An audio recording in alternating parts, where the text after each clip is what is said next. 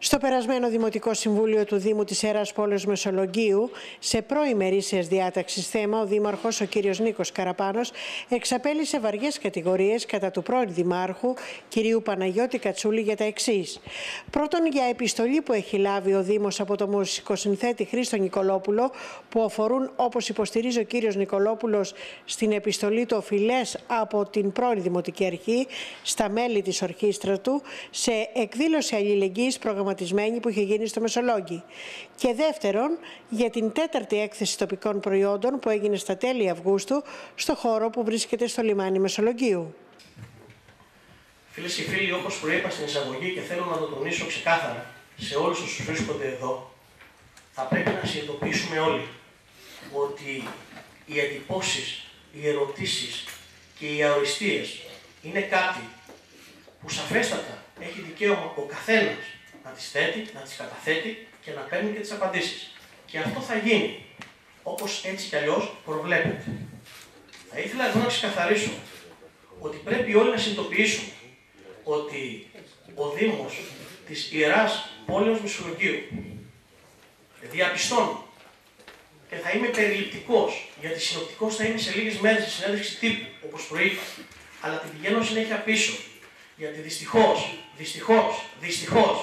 αυτά που βρίσκω, αυτά που μαθαίνω, αυτά που συμβαίνουν σε τούτο το Δήμο είναι ταπεινά, θα έλεγα.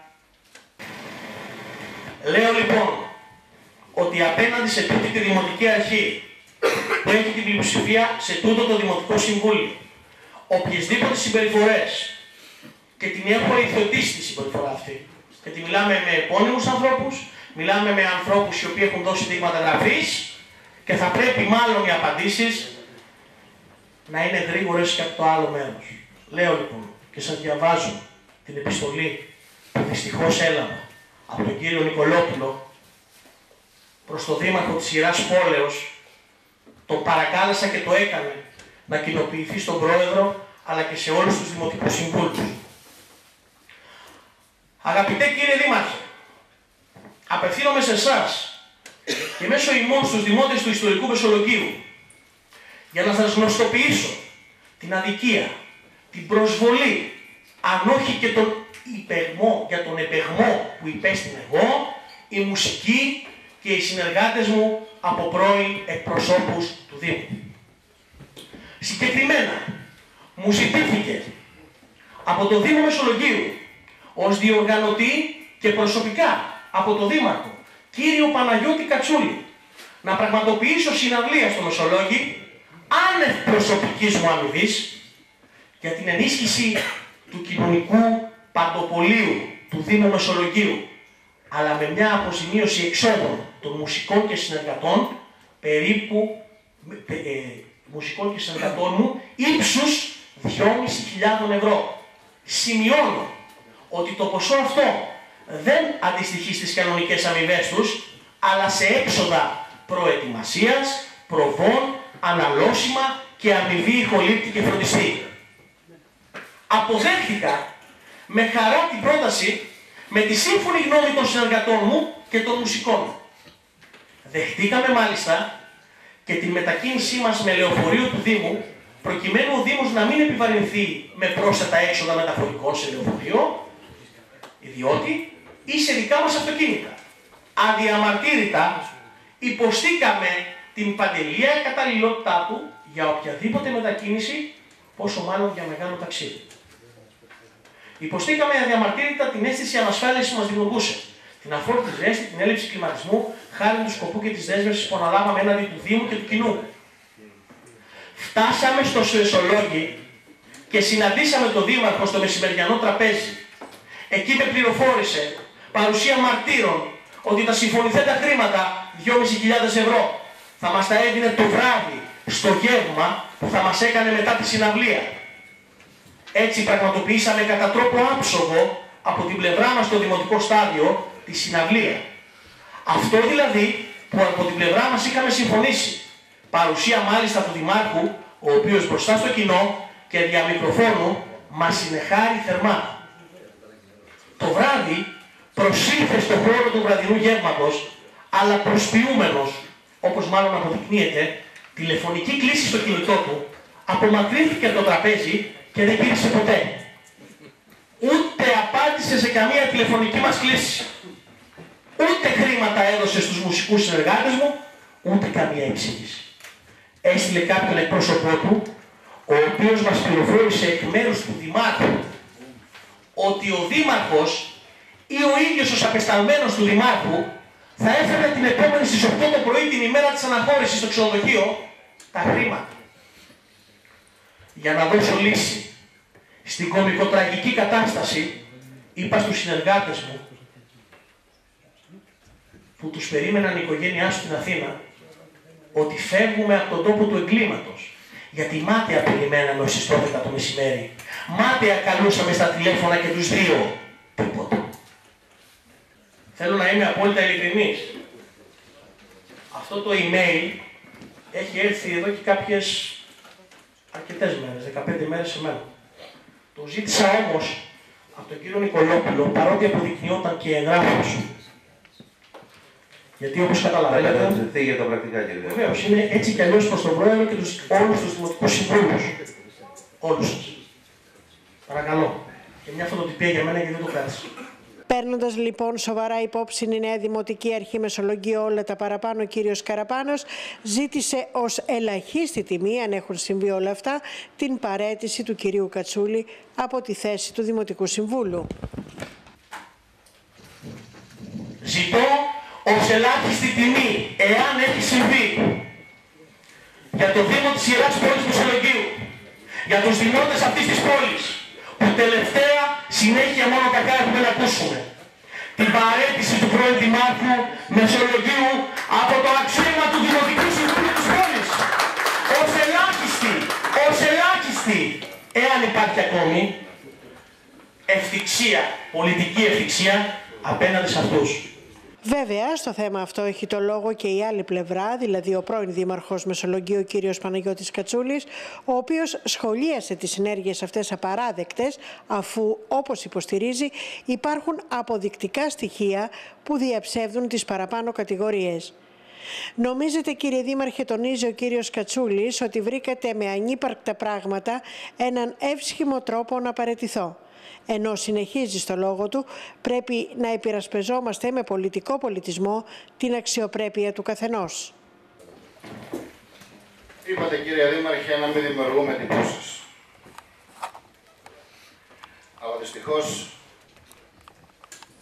το μόνο που κάνετε αυτούς τους 2 μήνες που βρίσκεται σε αυτή τη θέση είναι να ασχολείστε, και θα πούμε πολλά και στο δεύτερο θέμα, με την ανωτάτη κουτσουπολευτική και τι σας λένε δήθεν ή μη δήθεν πρώην συνεργάτες μου που επιμελώς, εφόσον υπάρχουν, δεν τους κατονομάζετε, να ασχολείτε και να σχιαμαχείτε για ανύπαρκτα πράγματα και τώρα προφανώς νομίζετε πως βρήκατε έναν εύσχυμο τρόπο να γλιτώσετε από μένα και ζητάτε και την παραίτησή μου. Λοιπόν, ακούστε λίγο. Εγώ πρέπει να προστατεύσω το κύρος ενός θεσμού. Και το κύρος ενός θεσμού δεν προστατεύεται με δηλώσεις. Και το κύρος ενός θεσμού δεν προστατεύεται με δημιουργία εντυπώσεων. Μας είπατε στην αρχή για ένα μεγάλο θέμα, αυτό ήταν το μεγάλο θέμα, που επηρεάζει την ιερή μας πόλη, τον πολιτισμό τους, τις δεσματικές τους αξίες και όλα τα συναφή. Και το μεγάλο θέμα λοιπόν ήταν ότι έγινε μια συναυλία αλληλεγγύης που έρχεται αυτός που την έκανε, στέλνει σε εσάς ένα email, μετά σας στέλνει ένα κείμενο, λέει όσα λέει και εσείς δεν κάνετε το αυτονόητο πριν το φέρετε εδώ για θέμα. Να ενημερώσετε αυτόν τον οποίον καταδικάζει. Ή δεν θέλετε να κάνετε αυτό. Να του ζητήσετε, εφόσον λέτε ακόμα αν, αλλά αν παραιτήσου, αν έχει αποδεκτικό στοιχείο για αυτό το αν. Γιατί εγώ θα καταθέσω και αν το ήξερα θα το έφερνα σήμερα εδώ Και τότε να δούμε τι θα κάνετε εσείς με τον κύριο Νικολόπουλο πλέον, που έχετε παραπάνω το παιχνίδι σας, το ιδιωτικό συμφωνητικό που έχω υπογράψει.